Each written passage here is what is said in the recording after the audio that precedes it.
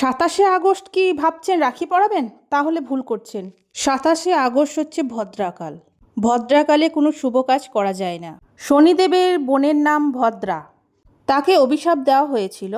তার যখন কাল আসবে, মানে ভদ্রাকাল যখন সময় আসবে, তখন যদি কোনো শুভ কাজ করা হয়, সেটা কোনো দিন শুভ কাজ ভালো হবে না, বা সেই কাজটা কোনো দিন সাকসেস হবে না। এই সময় যদি রাখি পরানো হয়, তো এই সময় ভাই বোনের সম্পর্কটা মধুর থেকে আরও খারাপের দিকে পরিণতি হবে।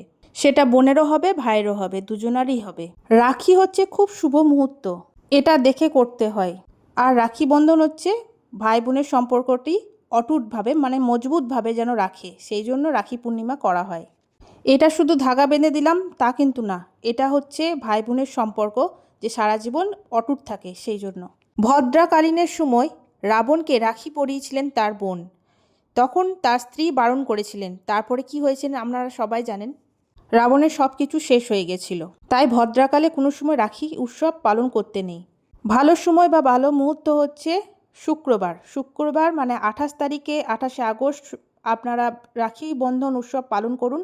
11টা 40-এর পর থেকে আপনি সারাদিন রাখি বন্ধন উৎসব পালন করতে পারেন।